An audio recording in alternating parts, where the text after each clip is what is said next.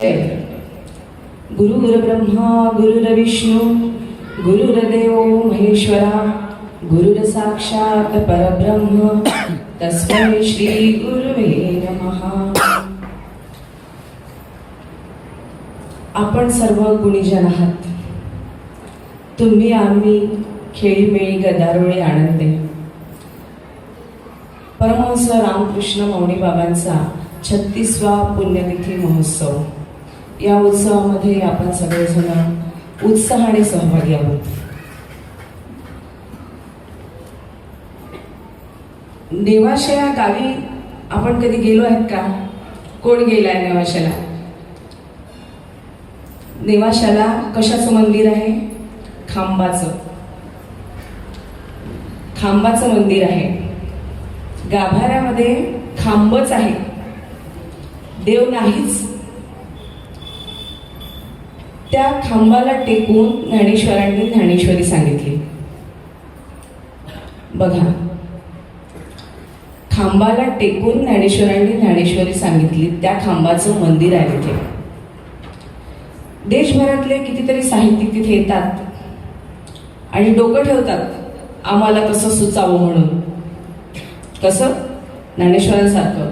ज्ञानेश्वरी सांगितली ना खांबाला टेकून, तसं आम्हाला सुचावं। पण आजपर्यंत कोणालाही सुचलंच नाही, ज्ञानेश्वराशिवाय कोणाला सुचलंच नाही। आता मला सांगा, ज्ञानेश्वर जेव्हा त्या खांबाला टेकून ज्ञानेश्वरी सांगितली, तेव्हा त्या खांबाकडे माऊलींची पाठ असेल की तोंड? काय असेल सांगा बरं? पाठ असेल। म्हणजे बघा, ज्यांच्याकडे माऊली पाठ करतात त्यांचं जर मंदिर होते, तर ज्यांच्याकडे ते तोंड करतील त्यांचं काय होईल? काय होईल सांगा? ही आहे संत संगती। संत संगतीमुळे खांबाचं सुद्धा मंदिर झालं। ही संत संगती आपल्याला सदैव लाभो। संतांच्या सानिध्यात आपण असावं नेहमी, ह्यासाठी आपण इथे दरवर्षी येतो मौनी बाबांच्या सानिध्यात। आज गुरुपौर्णिमा। ऋषी पराशर आणि कोळी कन्या सत्यवती यांचा मुलगा व्यास मुनी, वेदव्यास यांचा आज जन्मदिवस। तो व्यास पूजा म्हणून, गुरुपौर्णिमा म्हणून साजरा करत असतो आपण। कारण महर्षी वेदव्यासांना पहिले गुरु म्हटलं जातं। त्यांचा हा जन्मदिवस गुरुपौर्णिमा म्हणून साजरा करतो। आणि या गुरुपौर्णिमेच्या दिवशी आपल्या गुरुच्या चरणी जावं, त्याच्या चरणी मस्तक ठेवावं म्हणून सगळे आपापल्या गुरुकडे धाव घेत असतात। मग या गुरुपौर्णिमेच्या दिवशी आपण आपल्या गुरुबद्दल, आपले गुरु कोण आहेत? परमहंस रामकृष्ण मौनी बाबा यांच्याबद्दल काहीतरी बोलावं म्हणून आपण आज इथे बसलो आहे। तर मौनी बाबांबद्दल बोलायचं झालं तर आधी मी अशी प्रस्तावना करेन की हे स्थान आज माझं नव्हतंच। आज हे स्थान पिंकीचं होतं, पण तिचं काही वैयक्तिक कारणामुळे जमलं नाही, म्हणून ऐनवेळी ही सेवा माझ्याकडे आली। आता ऐनवेळी काय बोलायचं? थोडंसं काहीतरी तयारी पाहिजे ना पहिल्यांदा। आता समोर बसायचं म्हटलं आणि तुमच्यासारखे असे हुशार सगळे ज्ञानेश्वरीचा अभ्यास करणारे जर माझ्या समोर आहेत, तुम्ही ज्ञानेश्वरीचा अभ्यास करता ना, हा, मग तुमच्या समोर मी काय बोलणार, नाही का? पण आता ही सेवा जर माझ्याकडे आली आहे, तर त्याला न्याय देण्याचा पूर्ण प्रयत्न मी माझ्याकडून करते। गुरुपौर्णिमेच्या या पर्वावर आपल्या बाबांबद्दल, आपल्या मौनी बाबांबद्दल जर बोलायचं झालं, बोलण्याचा विचार करायचा झाला, तर आता वेळेवर काय विचार करायचा आणि करण्याचा प्रयत्न केला, चिंतन केलं, तर चिंतनामध्ये मला असं समजलं की म्हणजे माझ्या असं लक्षात आलं की कितीही विचार केला बाबांबद्दल तरी बाबा आपल्याला समजतच नाही। बाबांचे फक्त चमत्कार आपण पाहतो, दरवेळ आपण पोथी वाचतो, आपण ते ध्यास मौनीचा स्मरणिका केली होती, त्याच्यामध्ये पण आपण बाबांचे चमत्कार घेतले. म्हणजे बाबांचे जे अनुभव भक्तांना आले ते आपण घेतले. बाबांचे अनुभव आपण पाहत आलो, बाबांचे चमत्कार पाहत आलो, बाबांचं चरित्र पाहत आलो. एवढं सगळं आपण पाहिलं. पण जेव्हा बाबा कसे होते हा जेव्हा अभ्यास आपण करतो तेव्हा आपल्या लक्षात येतं की बाबा आपल्याला समजतच नाही. बाबा असे होते का असा विचार केला की असं वाटतं की नाही, बाबा अजून काहीतरी वेगळे होते. बाबा असे होते का असा विचार केला की नाही, बाबा आणखी काहीतरी वेगळे होते. म्हणजे बाबा नेमके होते कसे, तर बाबा आपल्याला उलगडतच नाही. तर बाबांबद्दल आपण जेव्हा बोलत असतो तेव्हा बाबांचे गुरु दत्तगुरु आपल्या समोर येतात. दत्तगुरूच्या सभागृहात आपण बसलेलो आहोत. त्याच्यामुळे दत्तगुरूचं रूपक आपण बघू की दत्तगुरूचं रूपक आपल्याला काय सांगतं. हा जो अवतार आहे हा अवतार आपल्या संस्कृतीतलं, आपल्या समाजातलं सर्व व्यापक असं ईश रूप आहे. बघा कसं ब्रह्मा विष्णू महेश, जनरेटर, ऑपरेटर आणि डिस्ट्रॉयर, गॉड खऱ्या अर्थाने याच्यामध्ये सामावलेला आहे. ब्रह्मा काय करतो, उत्पत्ती करतो. विष्णू काय करतो, त्याची स्थिती सांभाळतो. आणि शंकर काय करतो, त्याचा संहार करतो सर्वांचा. संहार म्हणजे तो तसाच संहार या अर्थानेच, पण संस्कृतामध्ये तो तसा नाही. संहार म्हणजे सर्व आवरून घेणं. आपण बायका रात्री सगळं आवरून घेतो ना, म्हणजे दिवसभराचा जो सगळा पसारा होतो रात्री सगळं आवरून घेतो. अगदी शंकर तसाच सगळं आवरून घेतो. म्हणजे स्थिती सांभाळणारा तोच आहे, उत्पत्ती करणारा तोच आहे आणि संहार करणारा तोच आहे.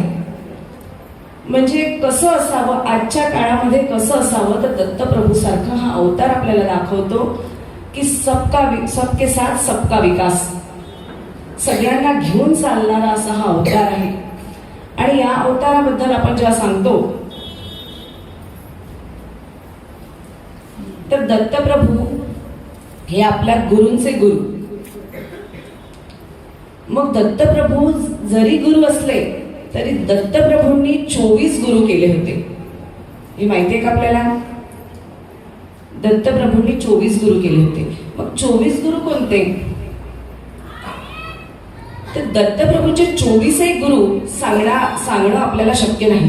अगदी सांगत बसलो तर आपला त्याच्यामध्ये वेळ चालला जाईल, आपलं बाकीचं बोलणं राहून जाईल. तर आपण फक्त एवढंच म्हणू शकतो की निसर्गामधला प्रत्येक घटक हा दत्तप्रभूंचा गुरु होता.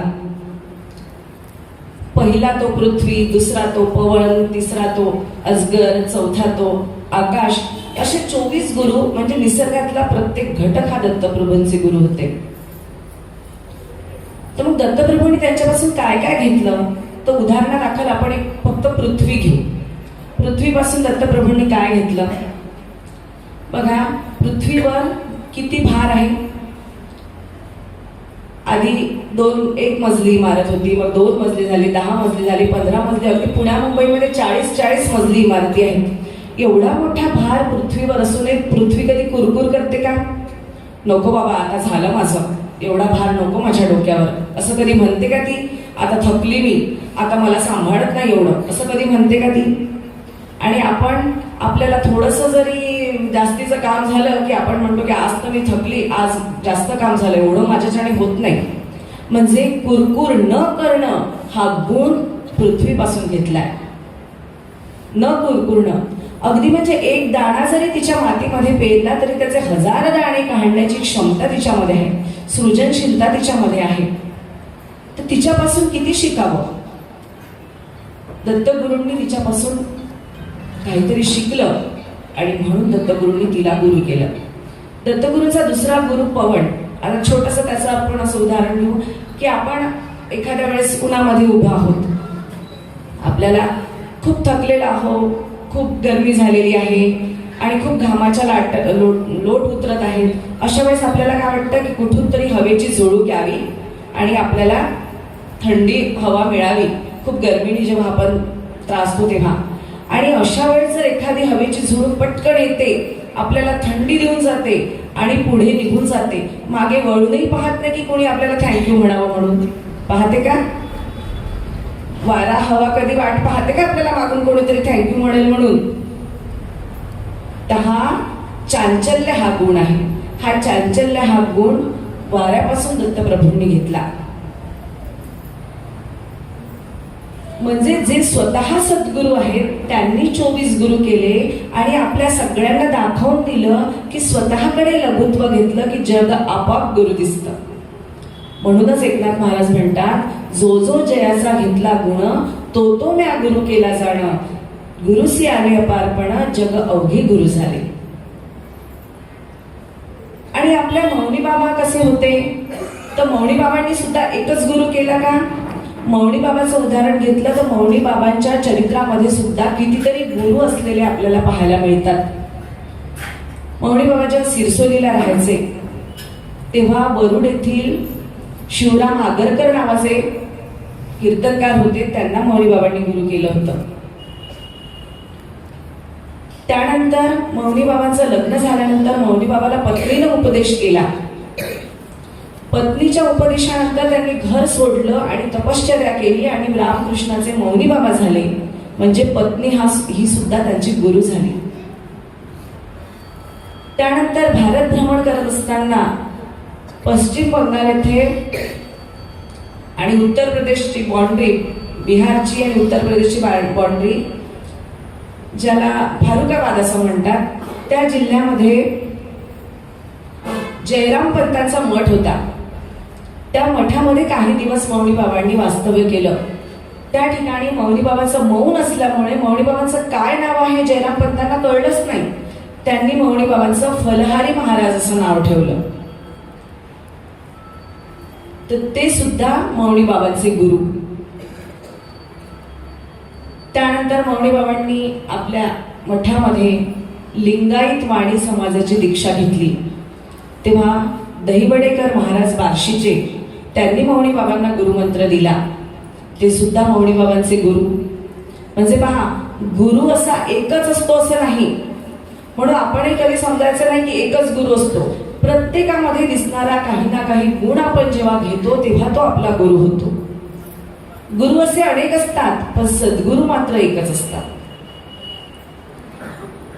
तो गुरुबद्दल आपण जेव्हा बोलतो तेव्हा आपल्या लक्षात येते की गुरु काय काय बोलायचं. छोटासा शब्द आहे 2 अक्षराचा गुरु आहे ना, 2च अक्षराचा. पटकन सांगता येईल आपल्याला की गुरु म्हणजे काय. पण 2 अक्षराचा जरी शब्द असला तरी याची व्याप्ती इतकी मोठी आहे की आपल्याला तो सहज कवेत घेता येत नाही. अगदी गहन आहे गुरु शब्द. आणि म्हणूनच ज्ञानेश्वर महाराज म्हणतात, गुरु म्हणजे अक्षरे 2, परी अमृताचा समुद्रे जाण, तया माझी बुडताचे क्षण कवी होय बरेसा. म्हणजे पहा, अक्षर 2च आहे पण त्याची शब्दाच्या लांबी रुंदीवरून अर्थाची खोली कळत नाही हे आपल्या लक्षात येते. अर्थ किती गहन आहे की आपल्याला तो उलगडताच येत नाही. जसे मौनी बाबा आपल्याला उलगडता येत नाही तसे गुरु हा शब्दही आपल्याला उलगडता येत नाही.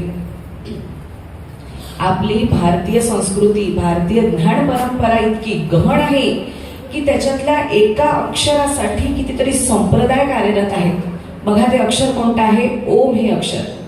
ओम हे अक्षर किती साधं सोपं आहे. एकच अक्षर आहे. आपण ओम सहज म्हणू शकतो, सहज बोलू शकतो, सहज लिहू शकतो. कितीतरी लोक ध्यानस्थ बसून ओम करत बसतात, पण म्हणून त्यांना ओम समजतो का? ओम समजतच नाही. आणि ओम समजावा म्हणून किती ते संप्रदाय कार्यरत आहे, कितीतरी ग्रंथ निर्माण झाले, पण तरीही ओम कळणार नाही. ही भारतीय संस्कृती आहे. तसंच गुरु हा शब्द आहे. गुरु हा अक्षर सुद्धा आपल्याला समजत नाही जरी अक्षरे 2 असले तरी. आणि म्हणूनच माऊली म्हणतात की गुरु हे अक्षरे 2, परी अमृताचा समुद्र जाणं. म्हणजे गुरुचं साधर्म जर कोणाशी द्यायचं आहे, समानता जर कोणाची द्यायची आहे तर ते अमृताचा समुद्र आहे. बघा, समुद्र आहे पण त्याच्यात खारटपणा नाही, तो अमृताचा आहे. अमृतासारखा गोड समुद्र आहे. असं हा गुरु हा विषय अतिशय कठीण आहे. त्याच्यामुळे तो समजून सांगणे, आपल्याला स्वतःला समजणे आणि तो समोरच्याला समजून सांगणे हे सुद्धा कठीण गोष्ट आहे. त्याच्यामुळे त्याचे पदर आपण उलगडत जाऊ की गुरु म्हणजे काय, गुरु कसा असतो, गुरुची आपल्याला आवश्यकता आहे का, हे सगळे पदर आपण हळूहळू उलगडत जाऊ.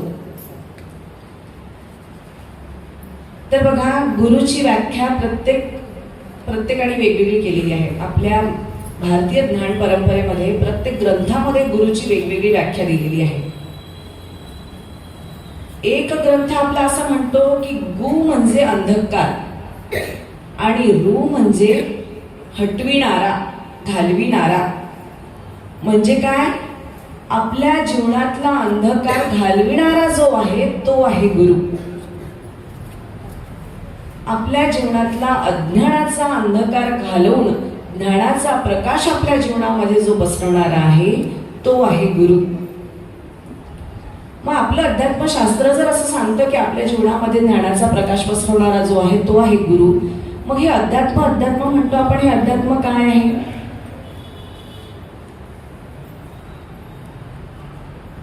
आपण जर असं विचारलं की अध्यात्माला काही कोर्स आहे का, अध्यात्माची काही डिग्री आहे का? जशी 10वी 12वी चा कोर्स असतो, डिग्री असते, डिप्लोमा असते, तसा अध्यात्माचा काही कोर्स आहे का? तर बघा, अध्यात्माचा कोणताही कोर्स नाही, अध्यात्माची कोणतीही डिग्री नाही. ते एका क्षणात फलित होतं, एका क्षणात. म्हणून ज्ञानेश्वर महाराज म्हणतात, देवाची आधारी उभा क्षणभरी तेने मुक्तिचारी साधिला. हा जो चमत्कार आहे तो एका क्षणात होणार आहे. पण एका क्षणासाठी सुद्धा त्याला पूर्णत्वाने मन देणं आपल्याला जमतं का? एक क्षण तरी आपण पूर्णपणे त्याचे होतो का? नाही होत. एक क्षणही आपण त्याला मन देऊ शकत नाही आपलं. जेव्हा आपण एक क्षण, काय म्हणतात ते, तया माझी बुडताची क्षण, एक क्षण जर आपण त्याच्यामध्ये डुबकी मारली त्या गुरुतत्वामध्ये, तर माणूस बदलतो. आपण पूर्ण बदलून जाणार आहोत, पण आपण एक क्षण मन देऊच शकत नाही, आपलं मन लागतच नाही. म्हणूनच बहिणाबाई म्हणतात, म्हणा मोकाट मोकाट त्याने ठाई ठाई वाटा, जशा वाऱ्यानं चाललेल्या पाण्यावर लारे लाटा. इतकं मन चंचल आहे, मन वढाय वढाय उभ्या पिकातल ढोर, किती हाकला हाकला फिरी येत पिकावर. कितीही मन आपलं लावण्याचा प्रयत्न केला, पण एक क्षण सुद्धा लागत नाही. आणि अध्यात्म जे आहे ते एका क्षणात फलित होतं, पण एक तो क्षणच आपल्याला मिळत नाही. ते क्षण आपण मन लावूच शकत नाही. आणि आपण किती स्वार्थी असतो पहा. म्हणजे आपण एक क्षणही देवासाठी आपण देऊ शकत नाही. आपल्याला असं वाटतं की आपण घंटोंश मंदिरात बसलेलो आहोत, पण त्याच्यासाठी आपण किती वेळ बसलेलो आहोत. आता आपण जेव्हा मंदिरात बसतो तेव्हा श्लोक म्हणतो, कोणत्याही प्रार्थना करत असतो. आता एखादा श्लोक घेऊ आपण कोणताही. बघा, वक्रतुंड महाकाय सूर्यकोटी समप्रभा हा श्लोक घेतला आपण. कोणताही अनुष्टुप छंदातला श्लोक घ्या, कोणत्याही भगवद्गीतेतला कोणताही श्लोक घ्या, तर त्याच्यामध्ये 32 अक्षर असतात. 4 चरणाचे 8 असे 8 चौक 32 असे 32 अक्षर असतात. त्या 32 पैकी आपण त्याला किती देतो बघा. पहिले 4 घ्या, वक्रतुंड महाकाय सूर्यकोटी समप्रभ, दिलं त्याला, त्याची स्तुती केली, लगेच पार्टी बदलली. निर्विघ्न कुरु मे देव सर्व कार्येषु सर्वदा. म्हणजे पटकन का म्हणतो की सर्व कार्यामध्ये मला माझं निर्विघ्न पार पडू दे. म्हणजे आलो आपण आपल्यावर, दिलं का त्याला. म्हणजे श्लोकाचे 32 अक्षर सुद्धा आपण त्याला देत नाही, 16च देतो, 16 आपल्यासाठी ठेवतो. येत आहे का लक्षात? म्हणजे 5 मिनिट सुद्धा, एक क्षण सुद्धा आपण त्याच्यासाठी देऊ शकत नाही. हा जो एक क्षण आहे, या क्षणामध्ये महाराज म्हणतात की तया माझी बुडताची क्षण कवी होय परेसा. एक क्षण जर तुम्ही त्यात डुबकी माराल तर तुम्ही बदलून जाल, पण तो क्षणही आपण त्याला देऊ शकत नाही. तर गुरुतत्व असं आहे की त्याच्यामध्ये डुबकी माराल तर बदलून जाल, पण आपण त्या तत्वामध्ये आपण स्वतःला घालतच नाही. आपण असं स्वतःच्या पुरतं फक्त मर्यादित राहतो. ते गुरुतत्व समजून घेताना आपल्या असं लक्षात येते की वेगवेगळ्या व्याख्या या गुरुतत्वाच्या आपल्या ग्रंथांमध्ये आपल्याला पाहायला मिळतात. गुरुचरित्रामध्ये गुरुची अशी व्याख्या दिलेली आहे की ग म्हणजे सिद्ध, र हा पापाचा दाहक आहे आणि त्याच्या मागून येणारा जो उद्गार आहे तो उकार म्हणजे विष्णू स्वरूप आहे. म्हणजे तुमच्या जीवनातलं पाप नष्ट करून तुमचं जीवन विष्णू स्वरूप जो आहे तो सिद्ध पुरुष, तो तुमचं जीवन सर्व तुमच्या जीवनातला सगळा पापाचा अंधकार नष्ट करणार आहे, तो आहे गुरु. आणि आपण जेव्हा ज्ञानेश्वर महाराजांची ज्ञानेश्वरी वाचतो तेव्हा आपल्या लक्षात येते की ज्ञानेश्वरांनी ज्ञानेश्वरीमध्ये भरभरून गुरूंबद्दल लिहिलेलं आहे. गुरूंसाठी कितीतरी ओव्या, म्हणजे भगवद्गीतेच्या 700 श्लोकांवर ज्ञानेश्वरांनी 9032 ओव्यांचं ज्ञानेश्वरी लिहिली.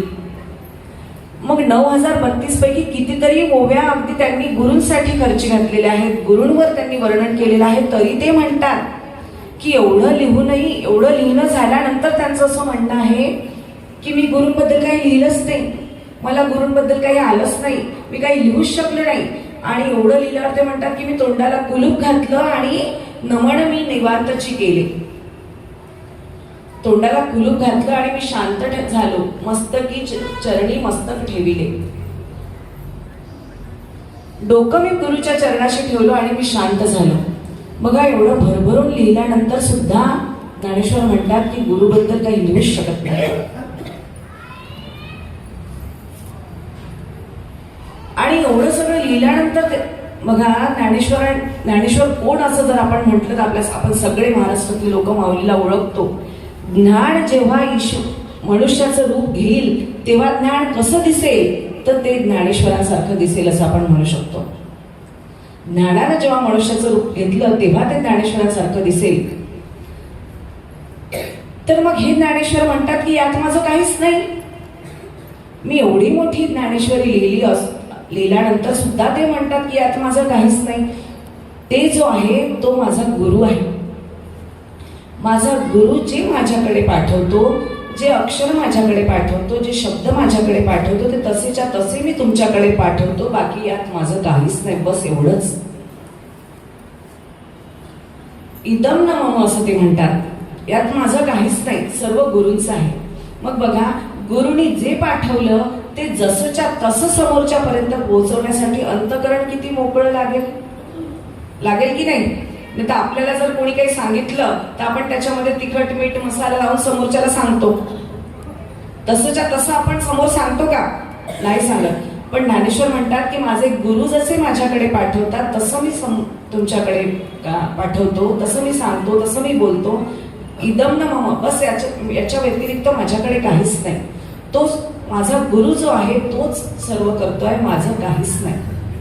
म्हणजे स्वतःकडे एवढंच सुद्धा कर्तृत्व घेत नाही, हे आहेत गुरु.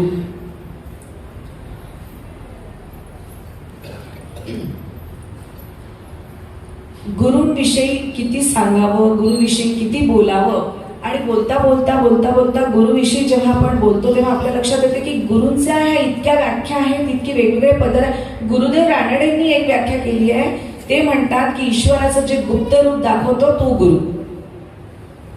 ईश्वराचं गुप्त रूप, ईश्वर आहे पण गुप्त स्वरूपात आहे हे जे दाखवतो तो गुरु. त्याच्यासाठी एक छोटीशी गोष्ट सांगते. संत एकनाथ महाराजांची.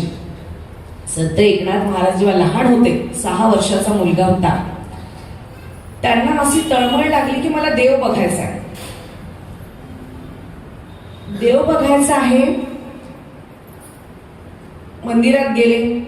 मंदिरात मूर्तीकडे पाहिलं, त्यांना देव दिसलाच नाही. त्या लहानशा 6 वर्षाच्या मुलाला रडायला लागला की अरे मला देव दिसतच नाही. तिथे बसलेल्या सगळ्यांना विचारायला लागल्या, तुम्ही देव पाहिला का, तुम्ही देव पाहिला का, तुम्हाला देव दिसला का. सगळेजण म्हणाले नाही, आम्हाला देव दिसला नाही, आम्ही तर देव पाहिलाच नाही. मग पुजाऱ्याजवळ गेले. पुजाऱ्याला म्हणतात का हो पुजारी महाराज, तुम्ही रोज देवाच्या जवळ असता, मला तुम्ही सांगा तुम्ही देव पाहिला का. पुजारी म्हणाले नाही रे बाळा, मी पण देव पाहिला नाही. पण ते आजोबा बसले आहेत ना म्हातारे, ते खूप म्हातारे झाले, त्यांनी कदाचित देव पाहिला असेल, त्यांना विचार तू. म्हणाला ठीक आहे. आजोबाजवळ गेला. म्हणतो आजोबा तुम्ही देव पाहिला का. म्हणते नाही रे बाबा, माझं पूर्ण आयुष्य गेलं पण या जन्मात तरी मला देव पाहायला मिळाला नाही. कदाचित पुढल्या जन्मात मिळेल तर माहित नाही, पण या जन्मात मिळाला नाही. म्हणते का बरं? म्हणते मला देव पाहायचा आहे आजोबा, मला देव पाहण्याची तळमळ लागली आहे आजोबा. तर म्हणते बघ मी तर देव पाहिला नाही, पण तुला देव कोण दाखवू शकते ते मी सांगतो. तर म्हणते सांगा सांगा. म्हणते दौलताबादला एक जनार्दन पंत आहे, ते तुला देव दाखवू शकतात. त्याला फार आनंद होतो. म्हणतो ठीक आहे, दौलताबाद कुठे आहे हो? तर म्हणते मग इथून असं असं जा, तिथून तसं तसं जा, तिकडे तिकडे गेल्यावर ते तिकडे दौलताबाद आहे. म्हणजे ठीक आहे, तिथे गेल्यावर कोणालाही विचार, तुला जनार्दन पंत सांगतील. तो 6 वर्षाचा मुलगा दर मजल करत शोधत शोधत दौलताबादला पोहोचतो. तो दौलताबादचा किल्ला, ते दौलताबादचं वैभव, ते सर्व पाहून तो अगदी वाटा वाटा सगळ्या इकडे तिकडे सगळ्या जाणाऱ्या वाटा, त्याला काही रस्ता दिसेना. कोणाला विचारू? दौलताबाद तर आला आहे, पण आता जनार्दन पंतांबद्दल कोणाला विचारू, कोणाला म्हणू? तेवढ्यात एक कोणीतरी समोरून चालत येणारं एक रुबाबदार व्यक्तिमत्व त्याला दिसलं. छान बाराबंदी घातलेली आहे, डोक्यावर पगडी आहे, मोजड्या घातलेल्या आहेत, कमरेला तलवार आहे, असं ते रुबाबदार व्यक्तिमत्व चालत येत होतं. त्याला वाटलं यांना विचारावं. म्हणते का हो काका, तुम्हाला जनार्दन पंत माहित आहेत का? तुम्ही जनार्दन पंतांना ओळखता का? म्हणते हो, चल मी तिकडेच चाललो आहे, तुला नेतो त्यांच्या घरी. म्हणजे ठीक आहे, त्याचा हात पकडतो आणि त्याला घेऊन जातात. दौलताबादचं सगळं वैभव तो निर्गुण पाहत असतो. चालता चालता चालता एका घरापाशी येऊन थांबतात. फार मोठं घर होतं. घरासमोर पायरीशी छान रांगोळ्या काढलेल्या होत्या. तो माणूस म्हणतो, बाळ तू इथे थांब, मी आज जनार्दन पंतांना जाऊन सांगतो आणि तुला निरोप देतो. म्हणजे ठीक आहे. तो थांबतो. ते आतमध्ये जातात. 5 मिनिट होतात, 10 मिनिट होतात, आतमधून निरोप काही येतच नाही.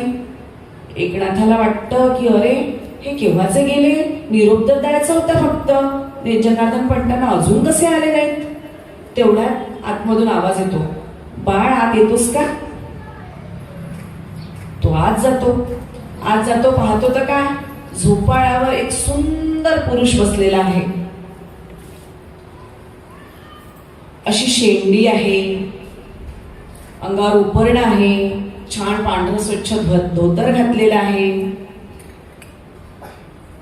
भस्माचे पट्टे ओढलेले आहेत. म्हणतो काका तुम्ही मघाचे तेच ना, बाराबंदी घातलेले, मोजड्या घातलेले तेच ना तुम्ही इथे काय करताय? मग जनार्दन पंत कुठे आहेत?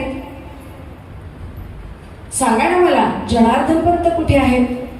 ते म्हणतात, अरे तो मघाचा तो आणि आताचा हा मिस जनार्दन पंत. तो म्हणते का? तो म्हणते मला देव पाहायचा होता. म्हणते तुला देव पाहायचा आहे ना, यातच तू देव पहा. आलं का लक्षात? तुला कोणत्या रूपामध्ये देव कुठे दिसेल हे सांगता येत नाही, तुला ते ओळखता आलं पाहिजे. म्हणून गुरुदेव रानडेंनी केलेली व्याख्या पाहिजे किती चपखल बसते की ईश्वराचं जो गुप्त रूप दाखवतो तो खरा गुरु. अशा गुरुच्या कितीतरी व्याख्या आपल्याला पाहायला मिळतात. रवींद्रनाथ टागोरांनी एक व्याख्या केली आहे गुरुची. ते म्हणतात की भूतकाळाचा दुवा आणि भविष्यकाळाचा दिवा म्हणजे गुरु. बघा, दुवा आणि दिवा, वाच म्हणावं लागेल नाही का? भूतकाळाला जो बांधून ठेवतो आणि भविष्य काळाला जो प्रकाशमान करतो तो गुरु.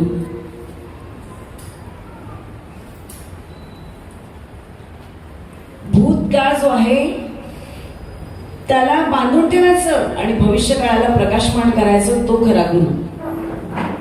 भिवू नकोस, मी तुझ्या पाठीशी आहे. लहानपणी असं वाटायचं की भिवू नकोस तुझ्या पाठीशी म्हणजे हे आपले नेहमी मागेच. पण नाही, आता लक्षात आलं की ही गुरु ही शक्ती आहे जी आपल्या पाठीशी आहे आणि ती आपल्याला मागून असं पुश करत असते की तू समोर चालत राहा, मी मागे आहे. म्हणजे गुरु काय करतो? आता एवढं सगळं गुरुबद्दल झालं, गुरु काय आहे, मग असा प्रश्न आपल्याला पडतो की गुरुची खरंच आवश्यकता आहे का? बघा, गुरुपौर्णिमेच्या निमित्ताने आपण हे गुरुचे पदर उलगडत आहोत. गुरुची खरंच आपल्याला आवश्यकता आहे का? माऊलींना हा प्रश्न विचारला की माऊली तुम्ही सांगा, गुरुची खरंच आपल्याला आवश्यकता आहे का? माऊली म्हणतात की हो, गुरुची आवश्यकता आहे आपल्याला. गुरुशिवाय आपल्याला पाऊलही टाकता येत नाही. माऊलींना जेव्हा हा प्रश्न विचारला तेव्हा माऊलींनी अगदी ओवीच सांगितली. कोणती सांगितली बघा? ते काय म्हणतात? साळी खेडी याचे बाहुले. काय म्हणतात? साळी खेडी याचे बाहुले, चालती सूत्राचेणी चाले, तैसा माते दावी तो बोले, स्वामी तो माझा. साळी खेडी याचे बावले. खेडी याचे बावले म्हणजे काय? कडसूत्री बावले असतात ना, कठपुतली. ती कठपुतली नाचते आणि त्या बाहुल्यांसाठी लोक टाळ्या वाजवतात, पण त्यांना नाचवणारा कोण असतो? तो त्याचा सूत्रधार कोणीतरी वेगळाच असतो वर, जो त्यांना नाचवत असतो. गुरु हा असाच आहे. माझा स्वामी तो माझा म्हणतात, तैसा माते दावी तो बोले, स्वामी तो माझा. तो माझा स्वामी आहे निवृत्तीनाथ, गुरु माझा. तो मला नाचवतो आहे, म्हणजे तो मला शब्द पाठवतो आहे, ते मी तुमच्याकडे पाठवतो आहे. म्हणजे आपल्याकडून कार्य करून घेणारी जी व्यक्ती आहे, जी कोणती शक्ती आहे, ती आहे आपली गुरु. म्हणजे आपण जे काही करतो ते आपल्याला जरी वाटत असेल की आपण करतो, पण ते करत असताना कोणती तरी शक्ती आपल्या पाठीशी असते आणि ते कार्य आपल्याकडून करत असते. म्हणजे कार्य चांगलं आहे की वाईट आहे हे आपल्याला समजत नाही. आपण कार्य करत राहतो, पण वाईट आहे आणि चांगलं आहे हे समजण्यासाठी कोणत्या तरी गुरुची कृपा असावी लागते. गुरुकृपेशिवाय आपण ते सांगू शकत नाही. आणि म्हणूनच दत्तगुरूंनी 24 गुरु केले आणि मौनी बाबांचे सुद्धा गुरु सांगितले मी तुम्हाला. मौनी बाबांनी सुद्धा किती गुरु केले. म्हणजे प्रत्येकाकडून काही ना काही गुण घ्यायचा आणि त्याला आपलं गुरु करायचं. कारण गुरु काय करतो की आपल्यातलं लघुत्व काढून घेतो आणि आपल्याला गुरुत्व बहाल करतो. आपल्याला कमीपणा काढून घेतो आणि आपल्याला मोठेपणा देतो. 2 शब्द आहे, लघु आणि गुरु. लघु म्हणजे छोटा आणि गुरु म्हणजे मोठा. तर जो लघु नाही तो गुरु आहे आणि जो लघुलाही गुरु करतो तो खरा गुरु आहे.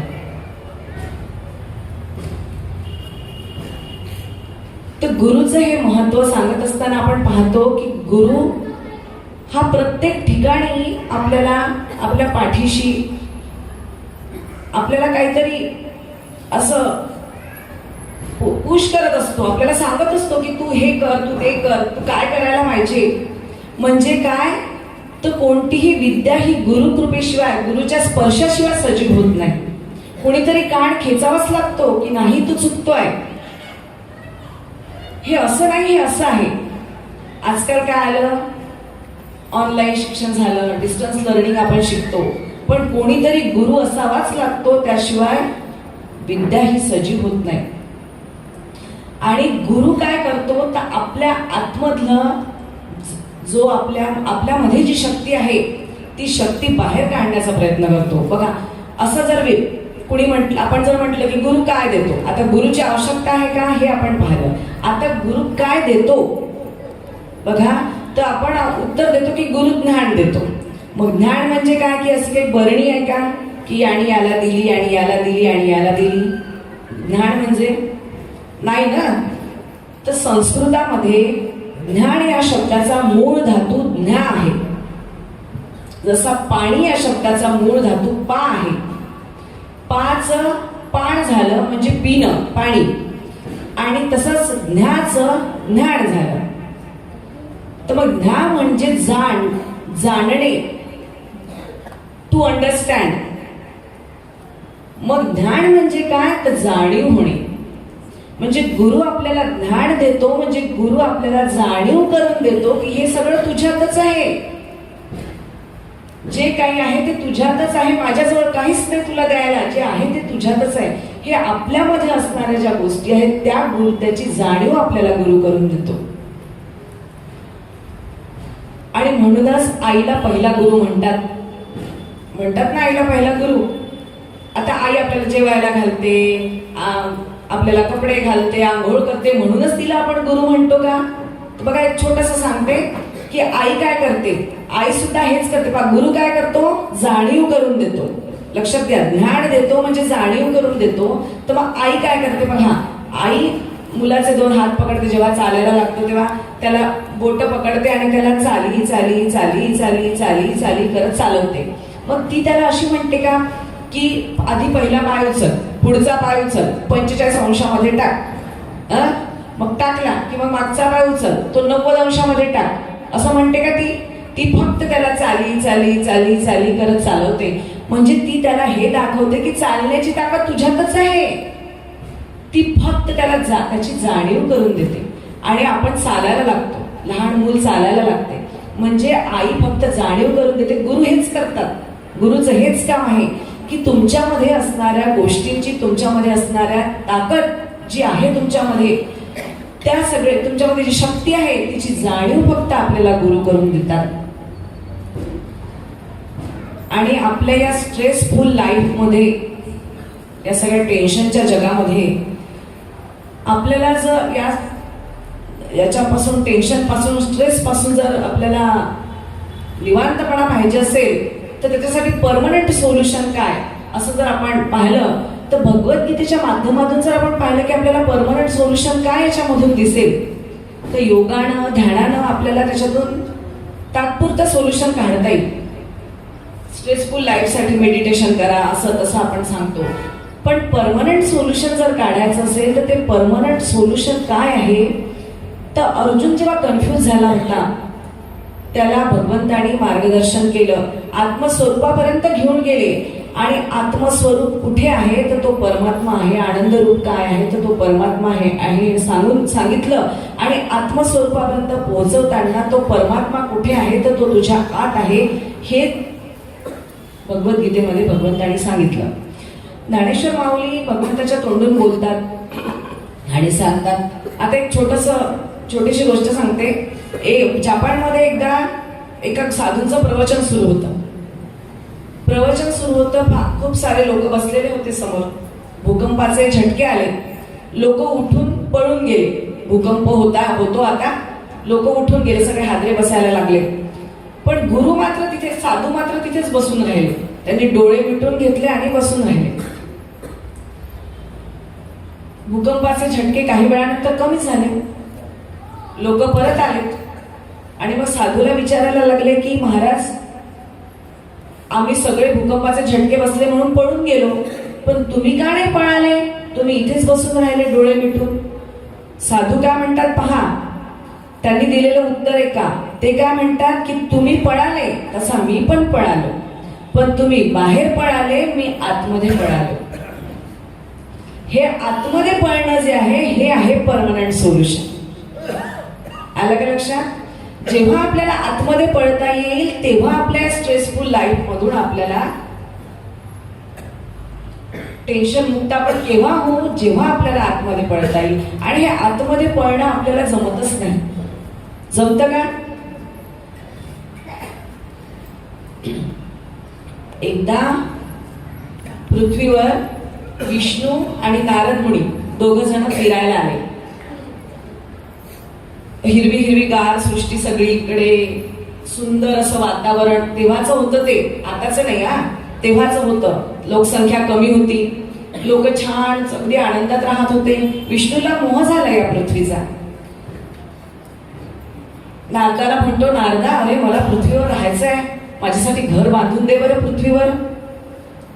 नारदाला म्हटलं हे काय बोलतायत, हे यांना वैकुंठ काय कमी पडतोय, पृथ्वीवर यायला लागलेत. तर म्हणते राहू द्या सांगतो, मग पाहतो मी, ते नंतरच आहे. म्हणते नाही मला पृथ्वीवर घर बांधून पाहिजे. तर म्हणते ठीक आहे, मला 8 दिवस विचार करायला तर वेळ द्या.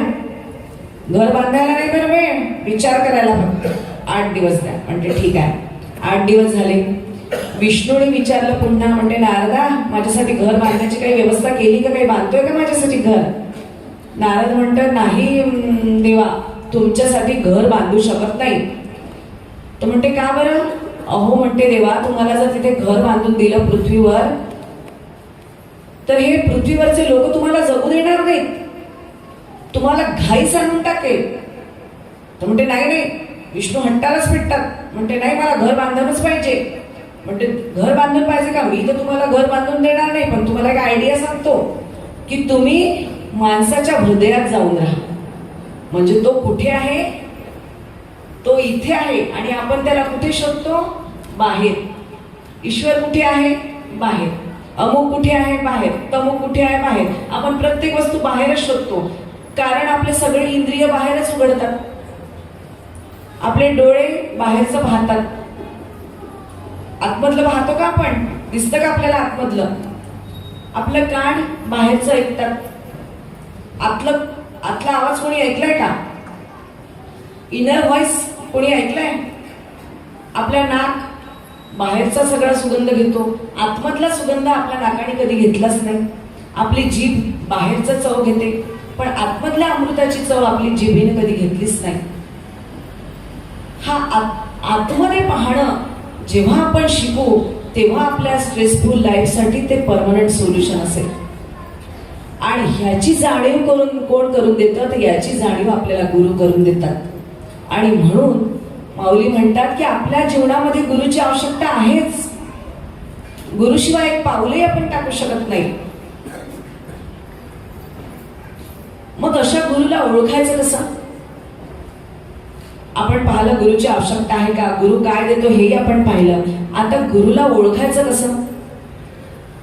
बघा, एक बाई संसारातल्या भानगडींना, संसारातल्या सगळ्या कटकटींना कंटाळली होती. एका वयात कंटाळा येतो ना, तसा कंटाळा त्या एका बाईला आला होता. कंटाळली होती खूप. तेच सुनीच्या भानगडी, पोरांच्या भानगडी, घरादाराच्या भानगडी. कंटाळली. काय करावं तिला काही समजेना. तेवढ्यात विचारातच बसली होती. तेवढ्यात तिच्या घरासमोर अलख निरंजनचा आवाज झाला. अलख निरंजनचा आवाज आला. तिला वाटलं कोणीतरी आलाय आपल्या दारावर. आता या महाराजांनाच आपण आपल्या भानगडी सांगू आणि काहीतरी उपदेश मागू. एक भांड घेतलं, चांगलं स्वच्छ भांड घेतलं, त्याच्यामध्ये शिधा घेतला आणि गेली दारावर. त्या महाराजांच्या झोळीत टाकलं शिधा. आणि टाकता टाकता त्यांना आपल्या भानगडी सांगू लागली. माझी सून अशी करते, माझी सून तशी करते, ही अशीच वागते, तशीच करते, तसंच करते, सांगायला लागली. त्या महाराजांनी तिच्या त्या भांड्याकडे पाहिलं. भांड्याकडे बघतात आणि तिला म्हणतात, बाई भांड अस्वच्छ आहे, भांड स्वच्छ नाही. तिला म्हटलं काय हा माणूस. घरात चालली गेली. दुसऱ्या दिवशी पुन्हा ते आले दारावर. अलख निरंजनची हाक झाली. ती पुन्हा भांड घेऊन आली. तिने आता भांड चांगलं घासलं होतं. तिला वाटलं आता म्हणेल हा की अस्वच्छ आहे. भांड चांगलं घासून घेऊन आली. त्यात शिदा घेऊन आली. शिदा टाकला त्यांच्या झोळीत. पुन्हा म्हणते, महाराज ते माझी सून अशी करते, माझी सून तशी करते, ते असं तसं सांगायला लागली. ते महाराज पुन्हा भांड्याकडे पाहायला लागले. म्हणतात, बाई भांड स्वच्छ नाही. तिला वाटलं काय हे. पुन्हा ते महाराज चालले गेले. तिसऱ्या दिवशी पुन्हा आले. रोज ते तसंच. ती आपली भानगडी सांगायची आणि ते म्हणायचे, बाई भांड अस्वच्छ आहे, स्वच्छ नाही. पाचव्या दिवशी आले. तिला वाटलं आत्ता ते यांना विचारतेस. चांगलं चिंच बिंच लावून ते भांड चांगलं स्वच्छ घासलं आणि असं म्हणजे त्यांचा चेहरा दिसेल त्या महाराजांचा. आता असंच घेऊन जाते म्हणते भांड त्यांच्याकडे. चांगलं दाखवत दाखवत भांड घेऊन गेली. शिदा घेतला, त्यांच्या झोळीत टाकला. भांड पुन्हा पुन्हा त्यांना दाखवायला गेले. आज यांनी म्हणायला नको की भांड स्वच्छ नाही. भांड घेऊन गेली आणि पुन्हा सुरू करून दिलं, माझी सून अशी करते, माझी सून तशी करते. त्या महाराजांनी पुन्हा त्या भांड्याकडे पाहिलं. म्हणते, बाई भांड स्वच्छ नाही. म्हणते, काय हो महाराज, गेले 5 दिवस तुम्ही एकच एक म्हणताय भांड स्वच्छ नाही, भांड स्वच्छ. हो चांगलं घासलंय हो, चिंच बिंच लावून घासलं, चांगलं उजळलं भांड. बघा तुमचा चेहरा दिसतो त्यात, आणि तरी तुम्ही असं म्हणता की भांड स्वच्छ नाही. मी माझ्या भानगडी सांगते तुम्हाला. तुमच्याकडून मला उपदेश पाहिजे आहे. मला उपदेश करायचं सोडून द्या. भांड्याचं काय घेऊन बसलात. म्हणतात, अगं बाई, मी तुला पहिल्या दिवसापासून उपदेशच तर करत आहो. म्हणते, कसला उपदेश करता तुम्ही. भांड स्वच्छ नाही, भांड स्वच्छ नाही, हा कोणता उपदेश आहे. अगं म्हणते, मी या भांड्याबद्दल बोलत नाही, मी तुझ्या मनाच्या भांड्याबद्दल बोलतोय. तुला हे शिदाचं भांड वाटतंय, मी तुझ्या मनाच्या भांड्याबद्दल बोलताय. शिदाचं भांड तर तू चिंच बिंच लावून घासलं, पण तुझ्या मनाच्या भांड्याला जे काम क्रोधाचे डाग लागले आहेत ते कुठे तू घासलेत?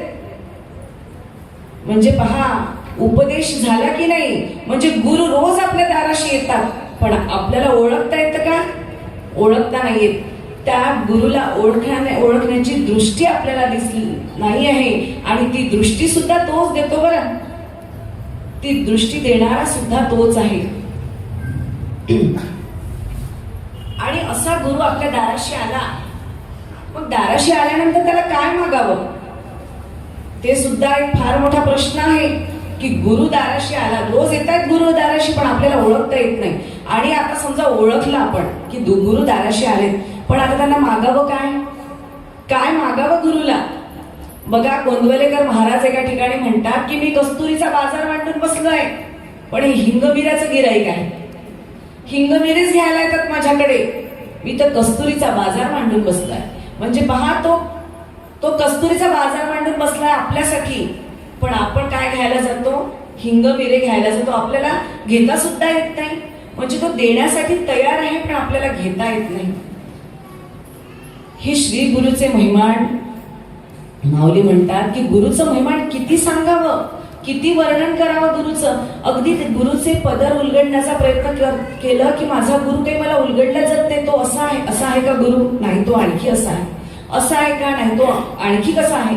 म्हणजे तो कितीही कळलं तरी तो उलगडला जात नाही. गुरु इतका घन आहे आणि तो आपल्याला सहज कवीत घेता येत नाही. आणि गुरु कसा असतो, तर मग आता ह्या गुरुला आपण मागावं काय हे आपण पाहिलं. तर गुरु काय करतो? मी सांगितलं की आपल्यातला लघुपणा काढून, आपल्यातला कमीपणा काढून आपल्याला मोठेपण बहाल करतो, आपल्याला गुरुत्व बहाल करतो. आपली फाटकी झोळी गुरु भरून देतो, पण ती झोळी फाटकी असल्यामुळे त्याच्यातून पूर्ण आपलं निष्ठून जातं. ते आपल्याला घेता येत नाही. ते आपल्याला घेता येण्यासाठी, त्याची कृपा आपल्याला राहण्यासाठी आपल्याला या गुरुपौर्णिमेच्या दिवशी गुरुच्या चरणाशी मस्तक ठेवण्याची गरज असते. आणि आपल्यामध्ये जे आहे ते आपल्यातच ताकद आहे दाखवून देणारा जर गुरु आहे, तर अशा ठिकाणी आपल्याला कितीतरी उदाहरण आपल्या ग्रंथांमध्ये दिसतात. हनुमंतरायाचं एक उदाहरण आपल्याला माहिती आहे. हनुमंतरायांनी लहानपणी एका गुरूंशी थोडी चेष्टा केली होती, त्याच्यामुळे त्यांची शक्ती ते विसरले होते. आपल्याला माहिती आहे ते उदाहरण. त्यांच्यामध्ये शक्ती होती, पण ती शक्ती ते पूर्ण विसरले. आणि जेव्हा मग लंकेला जायचं होतं, सीतेचा शोध घेण्यासाठी जेव्हा लंकेला जायचं होतं, तेव्हा समुद्र मधात होता. आणि हा समुद्र ओलांडून कोण जाणार? नीळ होत्या, अनंत होते, जांवंत होते, कितीतरी नल नील होते. म्हणजे कितीतरी लोक त्या वानर सेनेमध्ये होते, पण कुणालाही तो समुद्र ओलांडून जाता येत नव्हतं. अशा वेळी अंगद म्हणाला की मी जाऊ का? पण मी जाऊ शकतो, पण वापस येण्याची ताकद माझ्यामध्ये नाही आहे, मी जाऊ शकत नाही. नल नील म्हणाले आम्ही कदाचित जाऊ शकू, पण परत येऊ की नाही हे सांगू शकत नाही. म्हणजे त्यांच्यामध्ये पण ताकद नव्हती. जांवंत म्हणाले की मी जाऊ शकतो, पण मी आता म्हातारा झालोय, मी पण एवढं उडान घेऊ शकणार नाही. मग जांवंताला असं आठवलं की आपल्यामध्ये कुणीतरी आहे की जो जाऊही शकतो आणि येऊ शकतो, सगळा कारभार आटपून येऊ शकतो. मग ते हनुमंतरायाजवळ गेले. हनुमंतरायाजवळ गेले आणि त्यांना आठवण करून दिली की तुझ्यामध्ये शक्ती आहे, तू उडान घेऊ शकतो, तू तिकडे जाऊ शकतो आणि सगळा तिकडला कारभार आटवून तू परत पण येऊ शकतो, ही तुझ्यामध्ये शक्ती आहे. आणि जेव्हा जांवंतरांनी आठवण करून दिली, त्याच्यानंतर हनुमंतराय उडान घेतात आणि लंकेमध्ये जातात आणि सीतेचा शोध घेऊन परत येतात. म्हणजे गुरु काय करतो की तुमच्यामध्ये असलेल्या गोष्टीची जाणीव करून देतो. या ठिकाणी हनुमंतरायाचे गुरु झाले ना जांवंत, झाले की नाही? म्हणजे जो जयाचा घेतला गुण तो म्या गुरु केला झालं, असं एकनाथ महाराज म्हणतात. म्हणजे ज्याच्यापासून आपण गुण घेतला तो आपला गुरु झाला. अशा छोट्या छोट्या उदाहरणामधून आपण गुरुला उलगडण्याचा प्रयत्न करतो. गुरुचे पदर पाहण्याचा प्रयत्न करतो, पण तरी सुद्धा आपल्या लक्षात येतं की गुरु आपल्याला समजतच नाही. एक गुरु हा विषय असा आहे की वेळ आपला संपत आला तर पूर्णविराम द्यावा की काय, पण गुरु या विषयाला पूर्णविराम आपण देऊच शकत नाही. मी तर असं म्हणेल की आपण स्वल्पविरामही देऊ शकत नाही. गुरु हा विषय कधी संपूच शकत नाही. एक छोटस कबीरजींचं उदाहरण सांगते आणि थांबते. बघा, कबीरजी एकदा आपल्या गुरूंच्या आश्रमामध्ये होते. गावामध्ये असे फिरायला निघाले. एक बाई जात्यावर दळण दळत होती. तिच्या जवळ जाऊन बसले आणि रडायला लागले.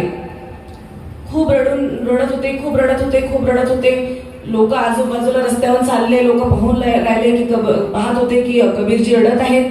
बाई दळण दळत आहे आणि कबीरजी रडत आहे. लोकांना समजत नव्हतं की कबीरजी का रडत आहेत.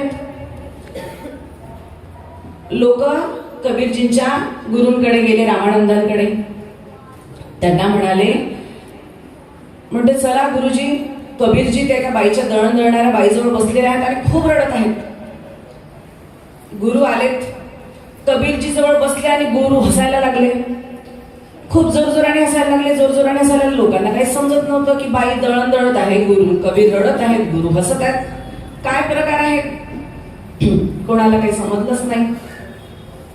लोक गुरुजींना विचारतात की गुरुजी काय आहे, आम्हाला काहीच समजत नाही, काही समजलं असं काही सांगा.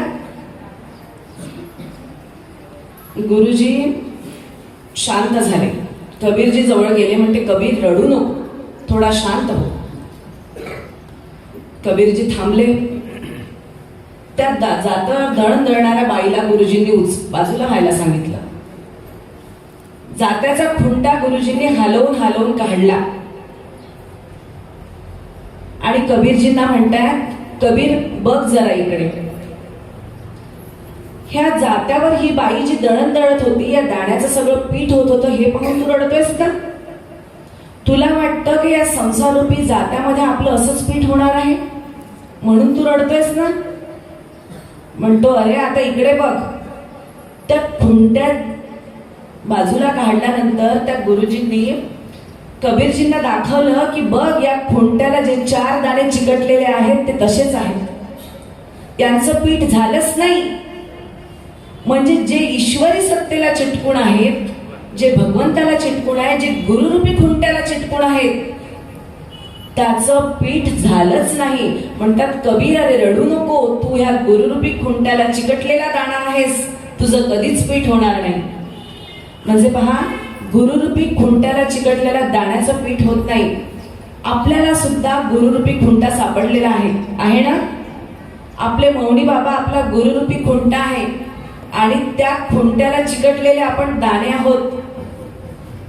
बाबांच्या चरणी अशी प्रार्थना करते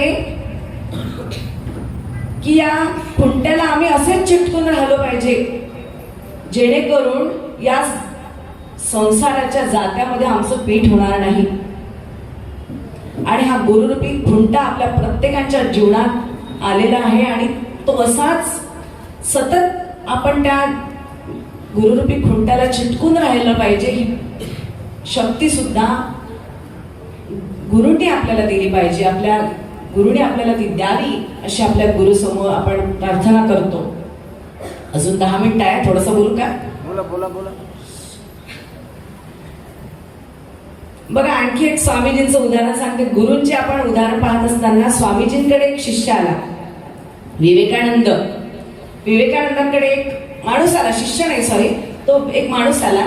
तो म्हणतो की स्वामीजी मला तुमचा शिष्य व्हायचा आहे. विवेकानंदांना म्हणतो, स्वामीजी मला तुमचा शिष्य व्हायचा आहे, तर मला तुमचा शिष्य करून घ्या. स्वामीजी काहीच बोलत नाही, बसून राहतात शांत. तो दुसऱ्या दिवशी पुन्हा येतो. म्हणतात, स्वामीजी मला आज तरी तुमचा शिष्य करून घ्या, मी काल पण आलो होतो. स्वामीजी काहीच बोलत नाही. तिसऱ्या दिवशी पुन्हा येतो. म्हणतो, स्वामीजी मला आज तरी तुमचा शिष्य करून घ्या. स्वामीजी काहीच बोलत नाही.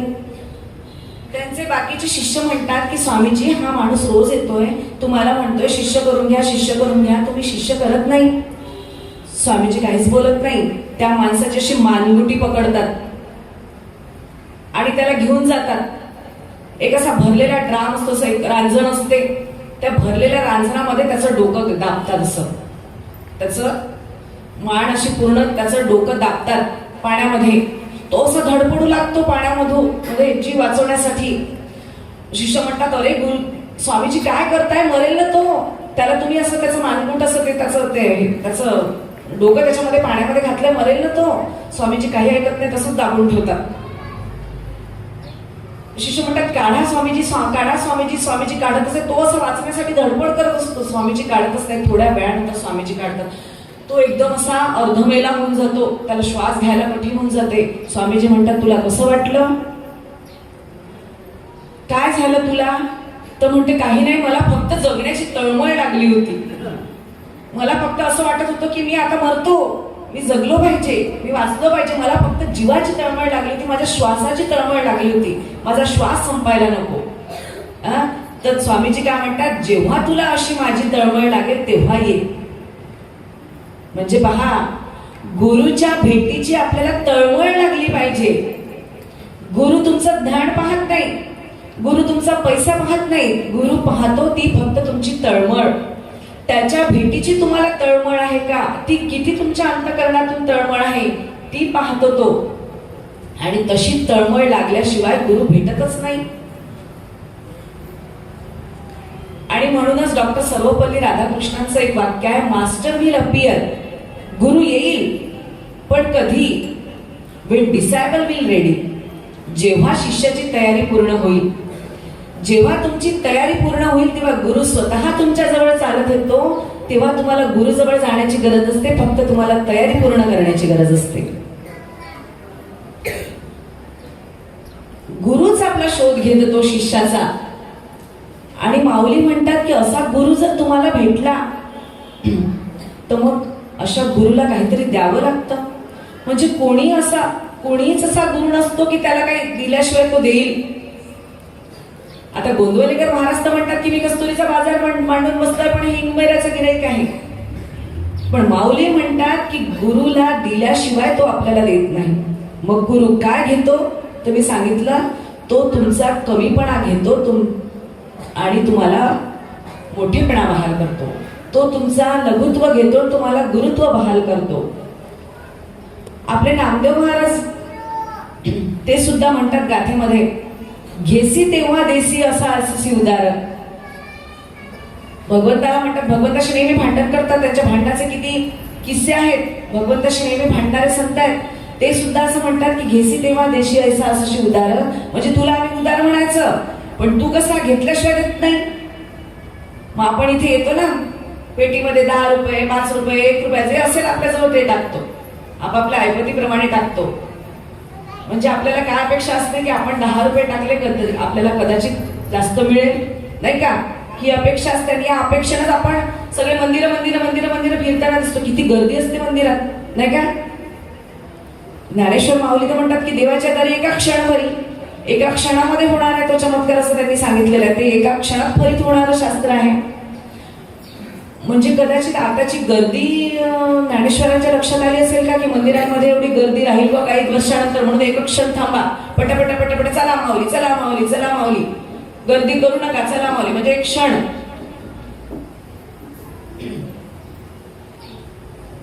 तर हा जो क्षण आहे, हा क्षण आपल्याला गुरुपासून काहीतरी मिळवून देणार आहे. घेसी तेव्हा देसी ऐसा औसशी उदार.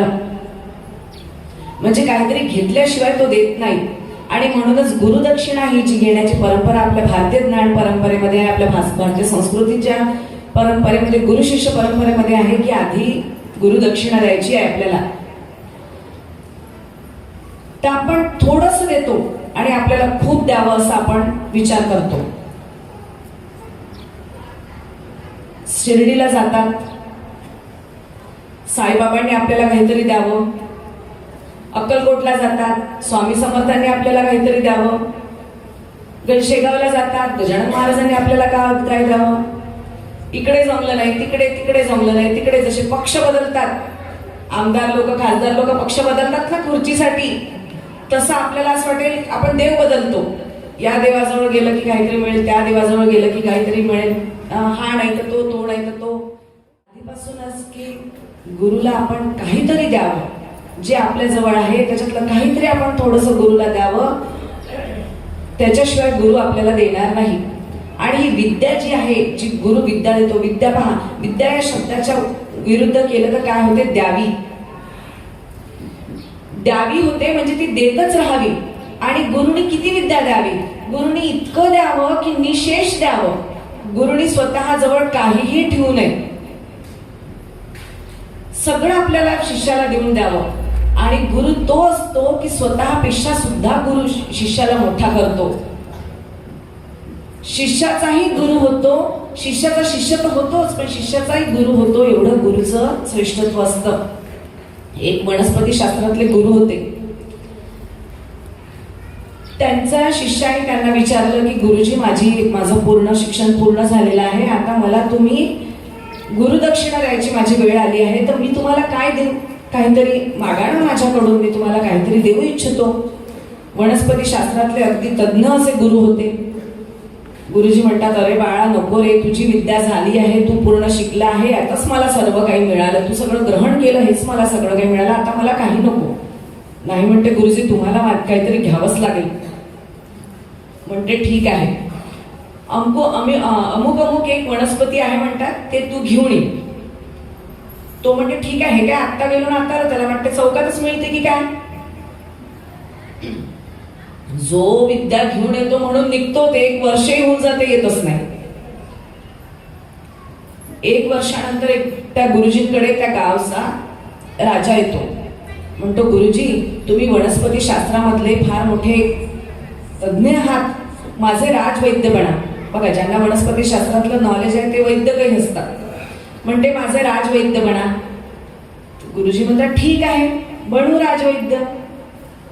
तेवढ्या तो जो 1 वर्षाच्या आधी गेलेला असतो तो शिष्य परत येतो. असा बारीक बारीक झालेला असतो, खंगून गेलेला असतो, एकदम त्याची दशा पाहण्यासारखी होऊन गेलेली असते. तो येतो म्हणते, गुरुजी, तुम्ही जी वनस्पती सांगितली होती ना, ते मी आणली. आणतो. गुरुजी म्हणतात राजाला, राजा थोडं थांबा. राजा थांबतो.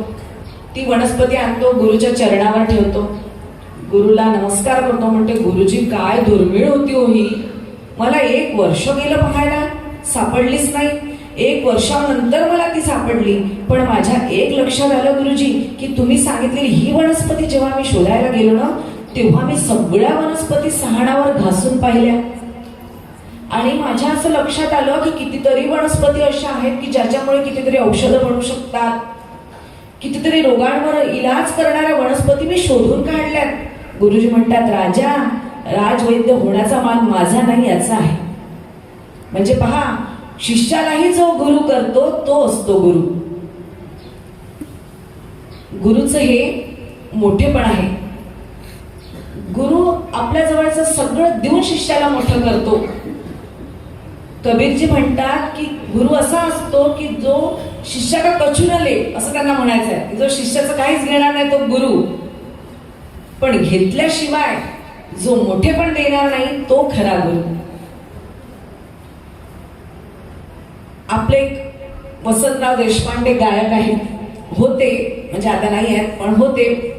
वसंतराव देशपांडे फार म्हणजे प्रसिद्ध गायक होते. प्रथम तुला वंदितो कृपाळा हे गाणं त्यांचं गाणं आहे. तर ते एकदा लाहोरला गेले एका गुरुच्या शोधामध्ये. गुरुच्या शोधामध्ये गेल्यानंतर त्यांना तिथे ते गुरु भेटले. त्यांच्याकडे गेले. संगीताची शिष्य, म्हणजे प्रत्येक कलेमध्ये गुरुची आवश्यकता असते, प्रत्येक कलेसाठी गुरु पाहिजे असतो. संगीताचा फार मोठे गुरु होते, फार विद्वान होते. त्यांना म्हणतात की गुरुजी, मला तुमच्याकडून, वसंतराव देशपांडे फार मोठे गायक, पण त्यांना अजून पुन्हा काहीतरी बघा, कितीही विद्या घेतली तरी पण शिक्षण काही पूर्ण होत नाही. त्याच्यामुळे अजून काहीतरी शिकायचं म्हणून त्या गुरुकडे जातात. एवढे मोठे गायक. आणि गेल्यानंतर गुरु म्हणतात की चल मग. म्हणते कुठे? तुला विद्या घ्यायची आहे ना, माझ्याकडून शिकायचं आहे ना, म्हणते चल. घेऊन जातात, एका विहिरीजवळ नेतात. विहिरीजवळ नेतात ना, म्हणते लाव इथे साप. त्यांना वाकून पाहायला लावतात. पाहतात विहिरीमध्ये पाणी असते, पाण्याला भरलेली विहीर असते, आणि म्हणते लाव इथे साप. वसंतराव देशपांडे वाकून पाहतात आणि सा लावतात. म्हणते जा, तुझं शिक्षण पूर्ण झालं, तुला षड्ज जमला, ज्याने षड्ज लावला तो झाला. म्हणजे पहा, ईश्वराचं जो गुप्त रूप, ईश्वर पहा, प्रत्येक कलेमध्ये ईश्वर आहे. ईश्वराचं जो गुप्त रूप दाखवतो तो खरा गुरु. तर या गुरुला पाहण्याची तळमळ आपल्याला असली पाहिजे, गुरु भेटीची तळमळ असली पाहिजे, कारण तो आपली तळमळच पाहतो. आणि जेव्हा गुरु भेटतो तेव्हा एवढा आनंद होतो. एक गाणं मला आठवलं, मेरा पिया घर आया वो रामजी, हे एका चित्रपटामध्ये गाणं आहे. अगदी खूप प्रसिद्ध झालेलं गाणं आहे ते, माधुरी दीक्षितचं गाणं आहे. त्या चित्रपटामध्ये त्या गाण्याची वाट लावली, पण ते गाणं बाबा भुल्लेशांचा कलाम आहे. सुफी संप्रदायातील संत होते बाबा भुल्लेशा म्हणून, त्यांचा तो कलाम आहे. त्यांचा गुरु जेव्हा त्यांच्या घरी आला तेव्हा त्यांना इतका आनंद झाला की गुरु भेटीमध्ये त्यांनी तो कलाम लिहिलेला आहे, मेरा पिया घर आया ओ रामजी. पिया म्हणजे काय, तर मग गुरुला पिया म्हणतात. अरे आपल्याला सोडव, अरे हे कसं काय म्हणतं, गुरुला कसे काय पिया म्हणतात. पण ही मधुरा भक्ती आहे बघा. सगळ्या संतांच्या अभंगांमध्ये सुद्धा आपल्याला, ज्ञानेश्वरांच्या अभंगामध्ये आपल्याला मधुरा भक्ती दिसते. परमेश्वराला आपला प्रियकर आणि आपण त्याचा प्रेयसी मानून जे गीताची रचना केली जाते त्याला मधुरा भक्तीचं गीत म्हणतात. तर ही मधुरा भक्ती गुरुमध्ये आणि शिष्यामध्ये असली पाहिजे. कबीरजी एका ठिकाणी म्हणतात त्यांच्या गुरुला की गुरुजी मेरा ब्याह करा दो, गुरुजी मेरा ब्याह करा दो, माझं लग्न लावून द्या म्हणतात. कबीरजी म्हणतात गुरुला, माझं लग्न लावून द्या, आणि माझं लग्न लावण्यासाठी जर तुम्हाला मुलगी भेटली नाही तर माझं तुमच्याशीच लग्न लावून द्या. ऐकलं असेल का कुठे तुम्ही हा दोहा. मग आपल्याला असं वाटलं, असं कसं बोलतात कबीर, एवढे मोठे कबीर, संत कबीर, आणि असं कसं म्हणतात. पण ही मधुरा भक्ती आहे. म्हणजे भक्तीची इतकी उत्कट म्हणजे अगदी उदात्त अशी आपली संस्कृती आहे. आणि या संस्कृतीमधली ही अगदी परमोच्च अगदी स्थिती आहे की भगवंताला, गुरुला आपला प्रियकर समजणं आपला, आणि आपण त्याच्या आपल्या वल्लभाची वाट पाहणारी जी प्रेयसी आहे तिला भेटीनंतर इतका आनंद होतो. ते प्रेम, ते प्रियकर आणि प्रेयसीतलं प्रेम आपल्याला त्या गुरु शिष्याच्या जोडीमध्ये पाहायला मिळते. ही उत्कटता ही आपल्यामध्ये यावी, आणि ही उत्कटता आपला भगवंत पाहत असतो, आपला गुरु पाहत असतो. ही जेव्हा उत्कटता आपल्याला लागेल, आपल्या कालच्या महाराजांनी सांगितलं, कीर्तनकार महाराजांनी, की आपल्याला भगवंताची ओढ पाहिजे. आणि आपण कशामध्ये गुरफटलो आहोत, सुखदुःखामध्ये संसारातल्या. काल त्यांनी सांगितलं ना सुखदुःखाचं. आपण सुखाच्या अपेक्षेमध्ये असतो नेहमी आपल्याला असं वाटतं की आपल्याला सुख मिळालं पाहिजे. इकडे गेलं की सुख मिळेल, तिकडे गेलं की सुख मिळेल, इकडेही सुख नाही तिकडेही सुख नाही. सुख आपल्याला कुठे मिळतच नाही. संत म्हणतात की इथलं सुखही खरं नाही, इथलं दुःखही खरं नाही. सुख आणि दुःख हे दोन्ही इथले भास आहेत. मग सुख आणि दुःखाच्या पलीकडे श्रेष्ठ काय आहे तर आनंद. आणि आनंद स्वरूप काय आहे तर तो परमात्मा. आणि या परमात्माचं खरं रूप आपल्याला कोण दाखवतो तर तो गुरु. आणि गुरु आपल्याला दाखवतो की तो परमात्मा तुझ्या आतमध्येच आहे, बाहेर शोधू नको, तो तुझ्यातच आहे. आणि आपण बाहेर शोधतो म्हणून आपल्याला परमात्मा दिसतच नाही, कारण आपण शोधतच राहतो. आपण या बाहेरच्या श्रीखंडाची चव घेतो, आतमधल्या अंतरंगातल्या अमृताची चव आपल्याला कधी कळतच नाही. आतमधल्या अंतरंगाची चव कुणी चाखली आहे? संतांनी. म्हणून त्यांना परमात्मा भेटलेला आहे. आणि म्हणून या संतांच्या चरणी आपल्याला यावं लागतं. आणि एका क्षणासाठी, फक्त एका क्षणासाठी त्याचं व्हावं लागतं. पण पूर्णत्वाने आपण आपलं मन एका क्षणही त्याला देत नाही.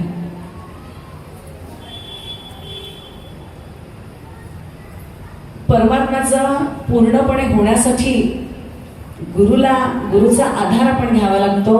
आणि त्या गुरुच्या आधारासाठीच आपण सगळेजण आज इथे आलेलो आहे. गुरुपौर्णिमेच्या निमित्ताने मौनी बाबांच्या चरणी आपण मौनी बाबांच्या सानिध्यात, भक्ताच्या सानिध्यात सर्वजण आलो. आपण या मौलिवाच्या 36व्या पुण्यतिथी महोत्सवाचा आनंद घेतोय, सोहळा आनंदात पार पाडतोय आणि त्याचा आनंद घेतोय.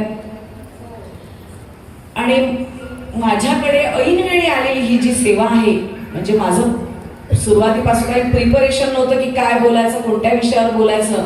पण आता गुरुपौर्णिमा आहे, बाबांबद्दल बोला असं सगळ्यांनी सांगितलं. पण मी पहिल्यांदा सांगितलं की बाबांबद्दल जेव्हा मी चिंतन करण्याचा प्रयत्न केला, अभ्यास करण्याचा प्रयत्न केला, माझ्या असं लक्षात आलं की बाबांना मी बाबांना समजूच शकले नाही. बाबा मी सांगूच शकत नाही. जोपर्यंत पूर्णपणे मी बाबांना अंतरंगात उतरवत नाही तोपर्यंत बाबांना मी स्पष्ट करू शकत नाही. इतके कठीण आहेत आपले बाबा. तर गुरुपौर्णिमेच्या निमित्तानं गुरुवर हे जे थोडंसं काय जे काही बोबडे बोल मी बोलले ते तुम्ही ऐकून घेतलं, त्याबद्दल मी तुमची म्हणजे फार आभार मानते. झालेली सेवा मी मौनी बाबांच्या चरणी अर्पण करते. आपल्या सर्वांमधल्या गुरुतत्वाला वंदन करते आणि थांबते. धन्यवाद.